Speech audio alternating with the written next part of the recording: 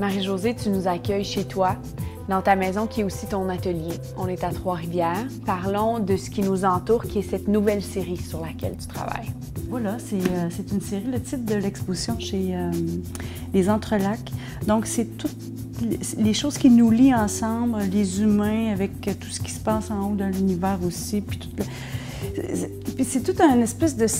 les choses que j'ai retenues de ce mot-là qui m'a frappée, parce que ça a l'air de rien, Entrelacs, mais c'est toute cette espèce de transformation-là d'un cycle de naissance et de mort et de transformation de l'humain et tout ce qui connaît aussi autour de lui, humain ou pas.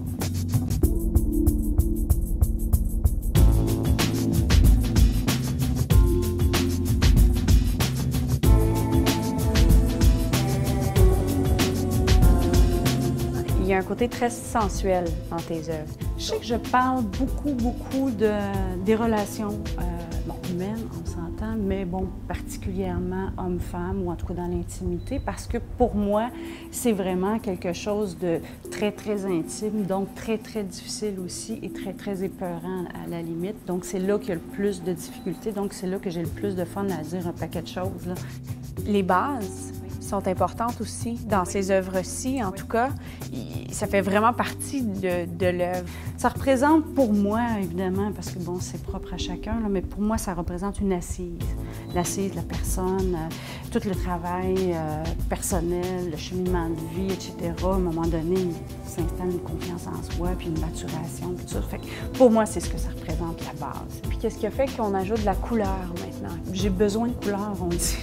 Puis il n'y en a pas beaucoup dans les tableaux, fait que là, je me revanche sur les sculptures, puis j'aurais jamais pensé rajouter de la couleur au niveau des sculptures.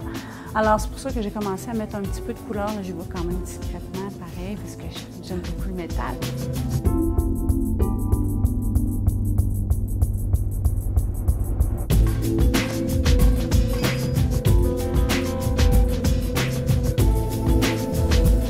Le métal, qu'est-ce qui t'a attiré de cette matière première?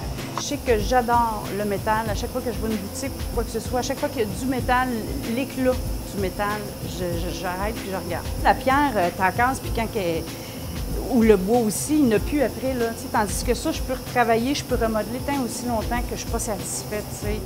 En plus d'utiliser tes mains, ta tête, ta réflexion, il y a un défi physique à ton travail. Oui. Tu vois, je sépare mon temps en peinture et sculpture.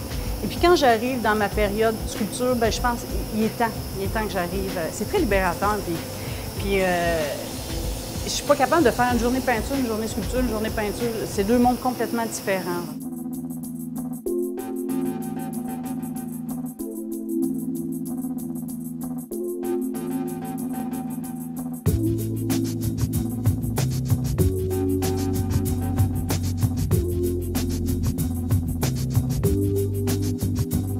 Jérôme, tu travailles avec Marie-Josée dans cette plus récente série qui s'appelle Entrelacs. Marie-Josée et moi, on est deux artistes on se connaît depuis longue date.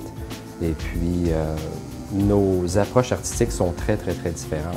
Et, moi, je suis complètement le contraste. Je suis le contraire de elle, donc je travaille très petit, très fin. Tu graves donc sur son métal. L'image est déjà appliquée à prime abord. Est-ce que tu te laisses inspirer de ce qui est déjà, de l'impression qui est déjà faite, ou est-ce que tu as déjà dans ta tête, ou vous avez déjà a priori discuté de ce qui va être créé de vos deux travaux? Bien, on parle beaucoup, énormément. Ça, la communication est hyper importante dans notre projet. J'ai toujours été un fan de Marie-Josée avant de travailler pour elle, d'ailleurs. Fait que ça l'aide déjà beaucoup. J'ai toujours compris son travail.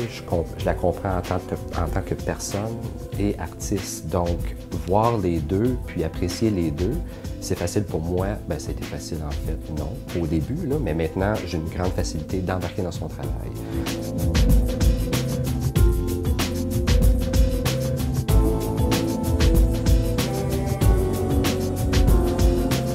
C'est le fun parce que c'est quelqu'un qui travaille sur mon travail à moi. Je ferais pas ça avec n'importe qui, ça je peux vous le dire, ça c'est certain. Mais il y a tout le temps un élément de surprise, tu sais. Tout le temps un élément de surprise. Fait que c'est vraiment, c'est très plaisant.